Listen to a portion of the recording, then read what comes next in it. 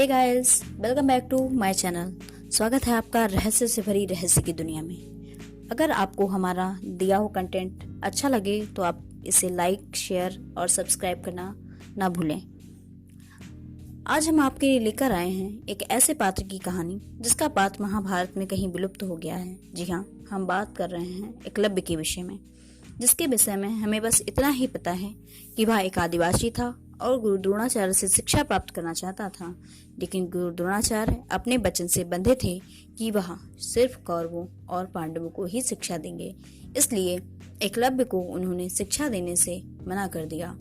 लेकिन एकलव्य ने भी हार नहीं मानी और वहीं जंगल में ही गुरु द्रोणाचार्य की प्रतिमा बनाकर अभ्यास करके धनुर्विद्या अर्जित की। जब यह बात गुरु द्रोणाचार्य को पता चली तो उन्होंने एकलव्य से दक्षिणा स्वरूप उसके दाहिने हाथ का अंगूठा मांग लिया ताकि वह अर्जुन को विश्व का सर्वश्रेष्ठ धनुर्धर बना सके। लेकिन एकलव्य की कहानी इसके अलावा कुछ और भी है। एक मान्यता के अनुसार वह श्री कृष्ण के चाचा देवश्रवा के पुत्र थे। उसका वास्तविक नाम अभिधुम्न था। उसका एक नाम शत्रुघ्न भी रखा गया था। एकलव्य के जन्म के बाद जब उसकी कुंडली बनवाई गई तो उसमें अपने ही यदुवंश के हाथों उसकी मृत्यु लिखी होने के कारण उसके माता पिता ने उसकी रक्षा हेतु उसे निषाद राज हिरण्यधेनु को सौंप दिया। वह निषाद राज हिरण्यधेनु का दत्तक पुत्र था। उसकी माता का नाम सुलेखा था।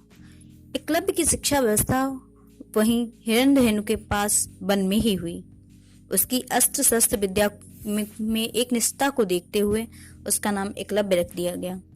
उसका विवाह निषाद कन्या सुनीता से हो गया।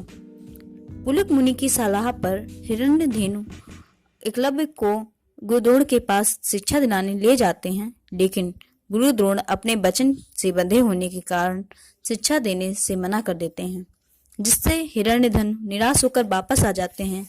लेकिन एकलव्य वहीं वन में रुककर गुरु द्रोणाचार्य की प्रतिमा बनाकर धनुर्विद्या अर्जित कर लेता है। आदिवासियों की बस्ती में रहने के कारण ही एकलव्य को भील जाति का मान लिया गया है। अब प्रश्न यह उठता है कि अंगूठा दक्षिणा स्वरूप देने के बाद भी किस कारण श्री कृष्ण ने उसका वध किया होगा।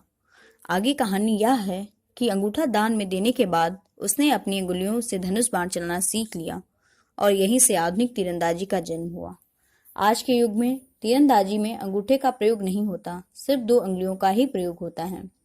जब एकलव्य ने अंगूठे के बिना बाण चलाना सीख लिया तो वह अपने राज्य जाकर जरासंध का सेनापति बन गया। जरासंध अत्यंत क्रूर अत्याचारी राजा था और श्री कृष्ण का परम शत्रु था। जब जरासंध ने मथुरा पर आक्रमण किया तब एकलव्य ने श्री कृष्ण की यदुवंशी सेना का लगभग सफाया ही कर दिया। तब श्री कृष्ण ने अपने राज्य की रक्षा करने के लिए अपने ही चचेरे भाई एकलव्य का संहार कर दिया। कहा जाता है एकलव्य का एक पुत्र भी था केतुमान, जिसने महाभारत के युद्ध में कौरवों की तरफ से भाग लिया और भीम के हाथ मारा गया। अगर महाभारत के युद्ध में कर्ण, अर्जुन और एकलव्य की तुलना की जाए तो एकलव्य भी उन सभी के समान ही बलशाली था।